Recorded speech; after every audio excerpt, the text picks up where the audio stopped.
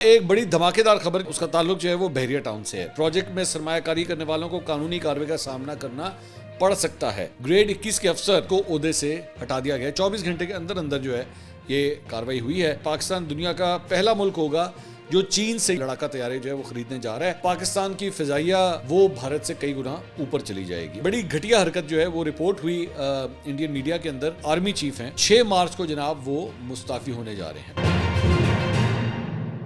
السلام علیکم ناظرین، میں ہوں منصور علی خان، اپنے ریل چینل کے اوپر آپ کو خوش آمدید کہوں گا۔ ناظرین، پچھلے 12 گھنٹے میں جو خبریں ڈیولپ ہوئی ہیں، خاص طور پہ سپریم کورٹ سے جو آتش بازی ہو رہی ہے اس کے بارے میں بھی بات کریں گے۔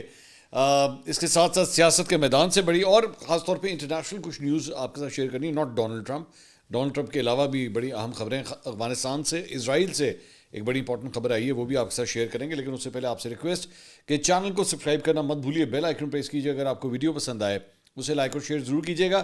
اور خاص طور پہ یہ جو سبسکرپشن کے حوالے سے ہم آپ سے بات کر رہے ہیں وہ بہت ضروری اس لیے ہے کیونکہ اب ہم تقریباً صرف 8,000 سبسکرائبرز دور ہیں 17 لاکھ کے فگر کو ٹچ کرنے سے، صرف چند قدم کی دوری پہ۔ آپ سے درخواست ہے کہ آپ ہماری ضرور مدد کریں گے اگر آپ نے اب تک سبسکرائب نہیں کیا ہوا۔ لیفٹ اور رائٹ لوگوں کو بھی کہنا ہے کہ جناب اس چینل کو جو ہے وہ سبسکرائب ضرور کیجیے گا۔ یہ چھوٹے چھوٹے مائل سٹونز ہوتے ہیں، جب یہ مائل سٹونز ہم لوگ اچیو کرتے ہیں تو ظاہری بات ہے ہماری ٹیم کا حوصلہ بھی جو ہے اس سے کافی بڑھتا ہے، میرا حوصلہ بھی بڑھتا ہے، اور اس سے پتہ لگتا ہے کہ آپ لوگ کتنا ہمیں پیار کرتے ہیں، کتنا ہمیں فالو کرتے ہیں۔ اچھا جی، let's go straight to the business. اچھا جی، خبر یہ ہے کہ ڈاکٹر نسیم اشرف جو سابق صدر جنرل پرویز مشرف صاحب کے بڑے اچھے دوست تھے اور پاکستان کرکٹ بورڈ کے سابق چیئرمین بھی تھے، انہوں نے ایک کتاب لکھی ہے اور رنگ سائٹ کے نام سے۔ اس کتاب میں انہوں نے لکھا تھا، ہم نے ذکر کیا تھا اپنے کل کے ویلاگ میں، کہ انہوں نے یہ کلیم کیا تھا کہ سابق chief justice of Pakistan justice retired Irshad Hasan Khan صاحب نے بل کلنٹن سے ملاقات کی تھی، اس وقت کے امریکی صدر بل کلنٹن سے، اور باتھ روم میں یہ ملاقات ہوئی تھی، صاف ستھری ملاقات تھی، ایسی کوئی بات نہیں۔ اس ملاقات میں انہوں نے یہ کلیم کیا تھا کہ جناب انہوں نے بل کلنٹن نے ایکچولی ان سے پوچھا تھا کہ نواز شریف صاحب جو اس وقت زیر حراست تھے، قید میں تھے، کہیں ان کو عمر کے پھانسی کی سزا یا سزائے موت تو نہیں ہونے جا رہی؟ تو اس کتاب کے مطابق چیف جسٹس نے، اس وقت کی چیف جسٹس نے بل کلنٹن صاحب کو کہا تھا کہ نہیں جناب ایسی کوئی بات نہیں، ان کو جو ہے وہ سزائے موت نہیں ہوگی۔ اب اس کا ریبٹل آ گیا ہے۔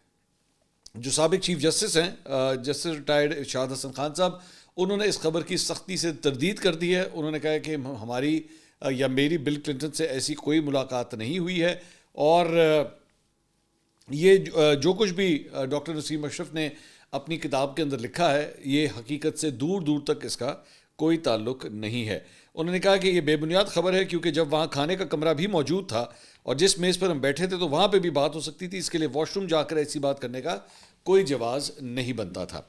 بہرحال مشاہد حسین سید صاحب اس ٹاپک کے اوپر جو ہے وہ کل رات کو وسیم مدامی صاحب کے شو میں آئے ہوئے تھے، پرسوں رات کو سوری، تو اس میں انہوں نے کہا کہ سابق چیف جسٹس ارشاد حسن نے مجھے خود بتایا کہ کلنٹن کے دورہ پاکستان کے دوران جب کلنٹن جو ہے وہ واش روم میں گئے تھے تو مجھے جنرل مشرف نے کہا تھا کہ تم بھی واش روم چلے جاؤ، چونکہ سب کے سامنے یہ نہیں کہہ سکتا تھا، میں نے واش روم میں کلنٹن سے وعدہ کیا کہ ہم نواز شریف کو رہا کر دیں گے۔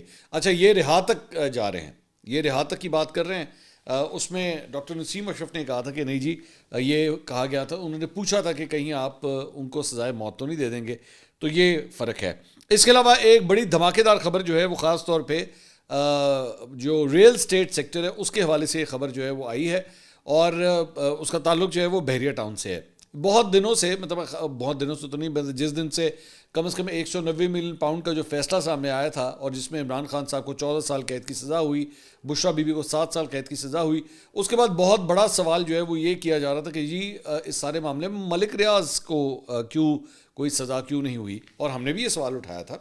اس میں ایک ٹیکنیکلٹی تو یہ تھی کہ ملک ریاض جو ہیں وہ خود اس وقت ایک مفرور ہیں، اور وہ چونکہ کورٹ کے سامنے پیش نہیں ہوئے، اور کورٹ کے سامنے پیش ہونا بہت ضروری ہوتا ہے اگر آپ کو سزا کی اناؤنسمنٹ جو ہے وہ ان کو سزا جو ہے وہ اگر سنائی جانی چاہیے تھی۔ تو اس کے بعد سے لوگ یہ سوال کر رہے تھے کہ جناب کیا ملک ریاض کے لیے جو ہے وہ ڈھیل ان کو دے دی گئی ہے یا کیا کوئی ڈیل ہو گئی ہے؟ تو نیب نے کل جناب ایک پریس ریلیز نکالی ہے، اور یہ پریس ریلیز میں آپ کے سامنے پڑھ دیتا ہوں تاکہ آپ کو آئیڈیا ہو کہ اس میں کیا کہا گیا ہے۔ نیب نے عوام کو متنبع کیا ہے کہ بحریہ ٹاؤن کے مالک ملک ریاض کے دبئی پروجیکٹ میں سرمایہ کاری منی لانڈرنگ کے زمرے میں آئے گی۔ کیونکہ ان کے خلاف فراڈ اور دھوکہ دہی کے کئی مقدمات زیر تفتیش ہیں.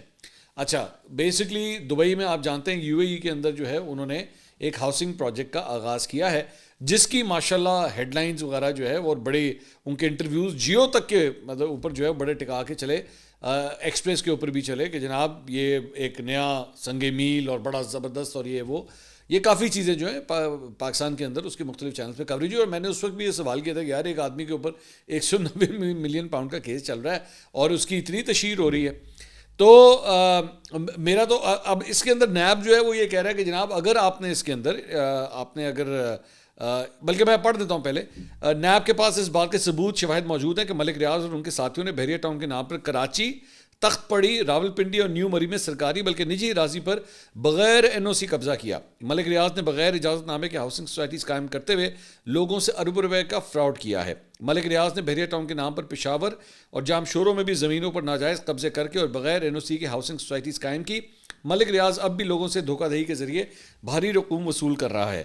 ملک ریاض اس وقت این سی اے کے مقدمے میں ایک عدالتی مفرور ہے جو کہ عدالت اور نیب دونوں کو مطلوب ہے. نیب بحریہ ٹاؤن کے پاکستان کے اندر بے شمار اثاثے پہلے ہی ضبط کر چکا ہے جبکہ مزید اثاثات کو ضبط کرنے کے لیے بلا توفیق قانونی کارروائی کرنے جا رہا ہے. ترجمان نے کہا کہ ملک ریاض اس وقت عدالتی مفرور کی حیثیت سے دبئی میں مقیم ہے. بحریہ ٹاؤن کے مالک نے حال ہی میں وہاں پر بھی لگژری اپارٹمنٹ کی تعمیرات کے حوالے سے ایک نیا پروجیکٹ شروع کیا ہے. عوام الناس کو, اب یہ غور سے سنیے گا, عوام الناس کو اس حوالے سے تنبیہ کی جاتی ہے کہ وہ مذکورہ پروجیکٹ کے اندر کسی قسم کی سرمایہ کاری سے اپنے آپ کو دور رکھیں. اگر عوام ایسا کریں گے تو ان کا یہ فعل منی لانڈرنگ کے زمرے میں آئے گا.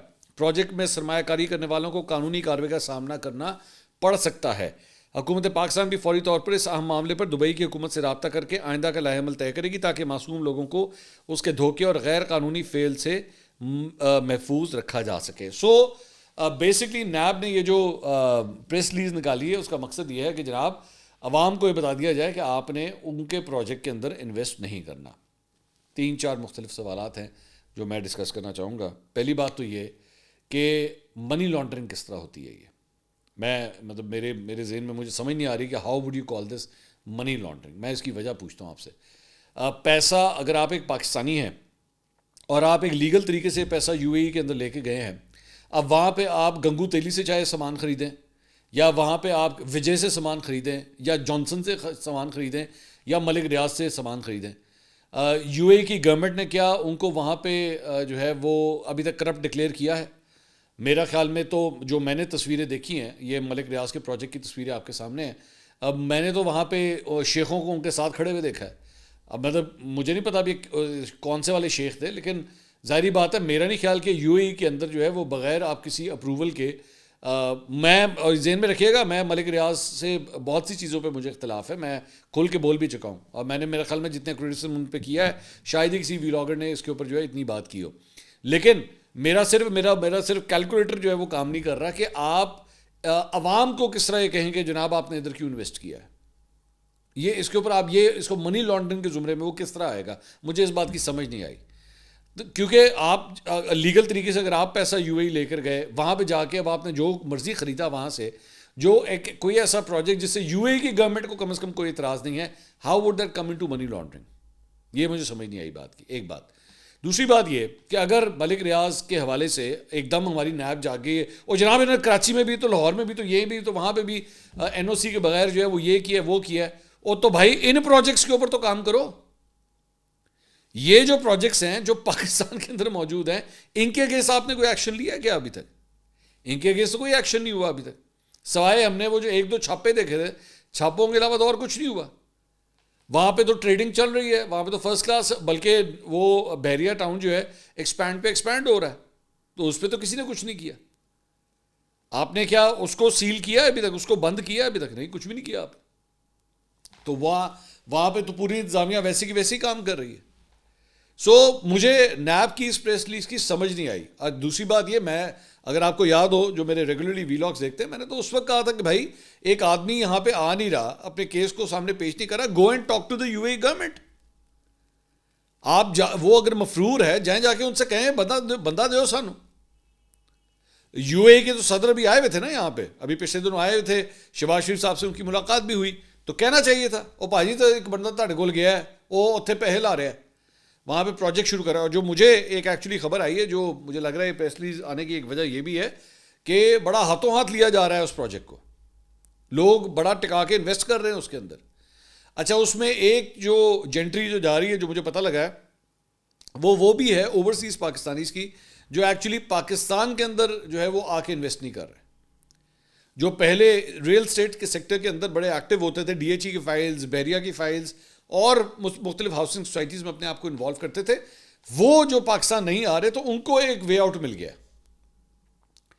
کہ ملک ریاض جو ہے وہ پراپرٹی کا ایک بڑا نام ہے, تو چلو جی دبئی میں اس نے پروجیکٹ شروع کیا ہے تو چلو اتنے چلیے.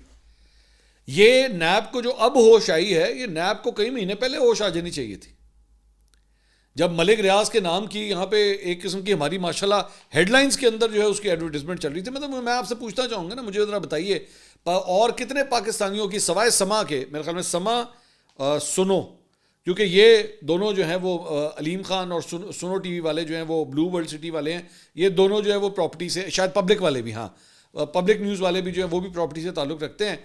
میں نے پبلک کے اوپر تو نہیں دیکھا, لیکن سما کے اوپر میں دیکھ چکا ہوں کہ وہاں پہ ہوتا ہے, یا میں نے سنو کے اوپر بھی دیکھا ہے کہ وہ اپنی ہاؤسنگ سوسائٹی کی تشہیر کرتے ہیں.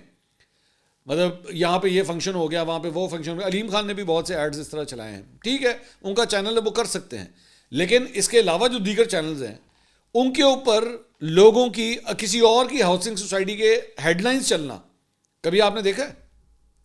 یہ چل رہا ہو اس طرح, یا ڈی ایچ اے کے حوالے سے چلیں, اور کچھ نہیں چھوڑو ہے نا, ڈی ایچ اے کے حوالے سے کبھی ہیڈ لائنز کے اندر آپ نے دیکھا ہے؟ اور ڈی ایچ اے کا فیز 8 آ گیا ہے, آج ہی وہاں پہ پلاٹ بک کرائی ہے, یہ کبھی آپ نے ہیڈ لائنز میں دیکھا؟ نہیں. یہ فیسلٹی جو ہے ملک ریاض کے لیے ہی سامنے آئی ہے. تو نیب اس وقت سویا ہوا تھا, ستو پیے ہوئے تھے اس وقت, پیمرا سویا ہوا تھا. آپ جو عوام الناس کو یہ کہہ رہے ہیں کہ ادھر جا کے انویسٹ مت کرو, آپ لوگوں نے چینلوں کو جا کے کہا تسی ہیڈ لائنر کیوں چلا رہے ہو؟ نہیں, کسی نے کچھ نہیں کہا.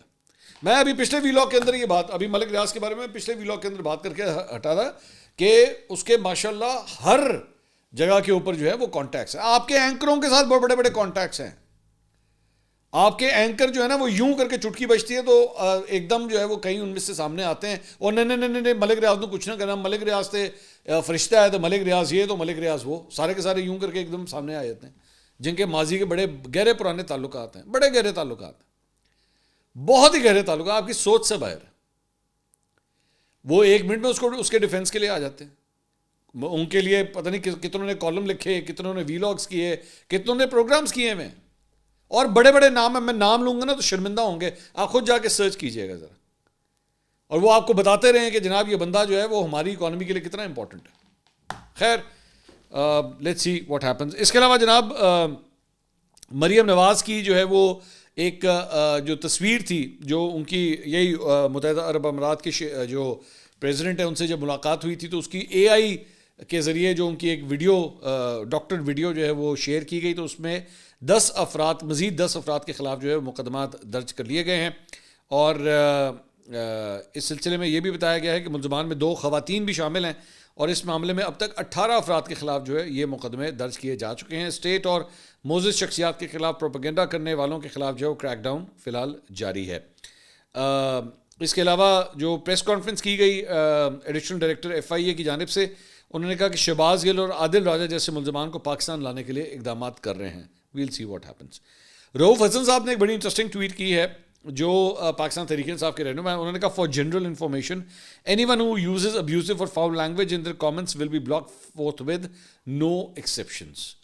تو اب مجھے نہیں پتا ہے کس جماعت کے لیے تھا, آئی ڈونٹ نو, کیونکہ PTI کے اپنے اندر بھی جو ہے رؤوف حسن صاحب کی بہت مخالفت ہے. سو آئی ڈونٹ نو یہ کس کے لیے کیا گیا ہے. اچھا جی, اس کے علاوہ رانا ثناء اللہ صاحب حامد میر صاحب کے شو میں کل تشریف لائے ہوئے تھے. انہوں نے کہا PTI کے مطالبات ہمارے اختیار سے بڑھ کے ہیں. PTI نے ضرورت سے زیادہ اور بے تکے مطالبات پیش کیے ہیں. PTI چاہتی ہے کہ ہم تمام لا اینڈ فورسز ایجنسیز کو ان کے حوالے کر دیں. PTI رہنماؤں کو ان چیزوں کا خود بھی خیال کرنا چاہیے, وہ خود سمجھدار ہیں. 4 سال انہوں نے حکومت کی, انہیں وہی بات کرنی چاہیے جو بات آگے بڑھائی جا سکے. بات اگر آگے بڑھنی ہے تو حال کو بھی سامنے رکھنا ہے, حال کو آپ آگے پیچھے نہیں کر سکتے. وہی والی بات جو انہوں نے پہلے قسم کی جی ہم سے ہماری بساط کے مطابق جو ہے ہم سے چیزیں مانگی جائیں, اس سے زیادہ آگے مت جائیں. اس کے علاوہ جناب عدالتی آرڈر کے باوجود بینچز اختیارات کیس سماعت کے لیے مقرر نہ ہونے کا معاملہ سامنے آنے کے بعد گریڈ 21 کے افسر سپریم کورٹ میں تعینات ایڈیشنل رجسٹرار جوڈیشل نذر عباس کو عہدے سے ہٹا دیا گیا. 24 گھنٹے کے اندر اندر جو ہے یہ کارروائی ہوئی ہے, اور additional registrar admin Parvez Iqbal کے دستخط سے نذر عباس کو OST بنانے کا نوٹیفیکیشن جاری کیا گیا ہے. نذر عباس کو تاحکم ثانی فوری رجسٹرار آفس کو رپورٹ کرنے کی ہدایت کی گئی ہے. اس کے علاوہ جناب ایک انٹرسٹنگ خبر جو ہے وہ سامنے آئی, وہ یہ تھی کہ سپریم کورٹ میں جسٹس منصور علی شاہ کا جو بینچ ہے, جو پہلے 3 تھا, 3 رکنے کے بعد 2 رکنی ہو گیا, تو اس میں زیر سماعت ایڈیشنل رجسٹرار توہین عدالت کیس کو اب ڈی لسٹ کر دیا گیا. پہلے یہ خبر آئی کہ اسے ڈی لسٹ کر دیا گیا, بعد میں ایک جرنلسٹ ہیں سہیل رشید صاحب جو ایکچولی سپریم کورٹ کو کور کرتے ہیں, انہوں نے ٹویٹ کیا کہ تکنیکی غلطی دور, کیس دوبارہ لسٹ ہو گیا ہے اور سپلیمنٹری کاز لسٹ جو ہے وہ جاری ہو گئی ہے. تو پہلے ہی ان کو جج صاحب کو اس بات کے اوپر اعتراض تھا کہ انہوں نے حکم دیا تھا, لیکن اس کے باوجود جو ہے ان کا مقدمہ جو کیس وہ سن رہے تھے وہ نہیں لگایا گیا. تو اس کے اوپر کافی رات کو جو ہے وہ رولا پڑ گیا اس بات کے اوپر کہ پورا کیس ہی ڈی لسٹ کر دیا ہے. تو اب منصور علی شاہ صاحب کیا ریاکٹ کریں گے, لیکن پھر اب یہ خبر آئی ہے کہ نہیں, اس سے دوبارہ لسٹ میں شامل کر لیا گیا ہے. اس کے علاوہ کچھ ذرا دیگر خبریں بھی شامل کریں. ایک تو کل ISPR نے پریس ریلیز دی ہے جناب کہ بلوچستان کے ضلع یوب کے سرحدی علاقے سبازہ میں ہلاک ہونے والا دہشت گرد اغوان شہری نکلا ہے, اور پاک فوج کے شعبہ تعلقات عامہ کے مطابق 11 جنوری کو بلوچستان کے ضلع یوب کے سرحدی علاقے میں دہشت گردی میں ملوث ایک اغوان شہری جو ہے ہلاک ہوا ہے. یہ تصویریں آپ جو اسکرین کے اوپر دیکھ رہے ہیں, اس کا آئیڈینٹیفیکیشن کارڈ اور اس کے پاس سے جو اسلحہ برآمد ہوا ہے, یہ تصویریں بھی جو ہیں یہ ISPR کی جانب سے ریلیز کی گئی ہیں. اور یہ واقعہ, یہ پہلا واقعہ نہیں ہے. آج سے چند دن پہلے ایک جاسوس, افغانستان سے تعلق رکھنے والا ایک جاسوس بھی جو ہے وہ مارا گیا تھا. اب ایک اور شخص جو ہے وہ اسی طرح جس کے آئیڈینٹی جو ہے وہ افغانستان کی بتائی جاتی ہے, وہ بھی مارا گیا ہے اس سارے آپریشن کے اندر. اس کے علاوہ ایک بڑی انٹرسٹنگ رپورٹ جو ہے وہ Indian news outlet Express کی جانب سے, انڈیپینڈنٹ ایکسپریس کی جانب سے جو ہے وہ سامنے آئی ہے. اس رپورٹ میں کہا گیا ہے کہ پاکستان چین سے جدید ترین J-35A لڑاکا طیارے جو ہے وہ حاصل کر رہا ہے. یہ انڈین میڈیا نے رپورٹ کیا ہے, اور یہ کثیر المقاصد طیارے جن کی فی الوقت تعداد جو ہے وہ تقریباً 40 بتائی جا رہی ہے. پاکستان دنیا کا پہلا ملک ہوگا جو چین سے یہ جہاز خریدنے, لڑاکا طیارے جو ہے وہ خریدنے جا رہا ہے. اور انڈین میڈیا کی اس رپورٹ کے مطابق اگر یہ ہو گیا, یہ کمپلیٹ ہو گیا یہ پروسیس کہ یہ طیارے جو ہے وہ پاکستانی فضائیہ کے پاس آ گئے اور انلسٹ ہو گئے, تو پاکستان کی فضائیہ کی جو برتری ہے وہ بھارت سے کئی گنا اوپر چلی جائے گی, اور وہاں پہ اس وقت کافی پریشانی کے آثار جو ہے وہ پائے جاتے ہیں. یہ بھارتی میڈیا کے مطابق اس سے بھارت کے ساتھ پاکستان کی فضائی قوت کا توازن متاثر ہوگا, اور بھارتی میڈیا کے مطابق یہ طیارے پاک فضائیہ کو علاقے میں بالادستی اور برتری دلائیں گے, اور ریڈار پر نظر نہ آنے والے یہ طیارے جنگی ٹیکنالوجی امریکہ کے جدید ترین اسٹیلتھ 35A کی مانند ہیں, جو 2 انجن اور 1 ہوا باز کی گنجائش رکھتا ہے. انڈیا کے بارے میں بات ہو رہی ہے تو ایک بڑی گھٹیا حرکت جو ہے وہ رپورٹ ہوئی انڈین میڈیا کے اندر, اور وہ یہ تھی کہ جناب پہلے تو یہ رولا پڑا ہوا تھا چیمپئنز ٹرافی کے حوالے سے کہ چیمپئنز ٹرافی میں جو ہے وہ بھارتی ٹیم پاکستان نہیں آنا چاہتی تھی, اور الٹیمیٹلی اس کے اوپر پھر کافی لہدے ہوئی, اور پھر یہ ڈیسائیڈ ہوا کہ ٹھیک ہے جی بھارت کے میچز جو ہیں وہ دبئی میں کروائے جائیں گے. تو پچھلے 24 گھنٹے میں ایک نیا رولا جو ہے وہ سٹارٹ ہوا, اور انڈین میڈیا نے یہ رپورٹ کرنا شروع کیا کہ بیسکلی جو یونیفارم آپ پہنتے ہیں, جب بھی کسی ٹورنامنٹ کا آپ یونیفارم پہنتے ہیں تو اس ٹورنامنٹ کا جو لوگو ہوتا ہے وہ ایک سائڈ کے اوپر لکھا ہوتا ہے, اور اس لوگو کے نیچے ایکچولی جو ملک ہوتا ہے جہاں پہ وہ ایونٹ ہو رہا ہے, جس طرح چیمپئنز ٹرافی پاکستان میں ہو رہی ہے تو اس کا نام لکھا جاتا ہے پاکستان.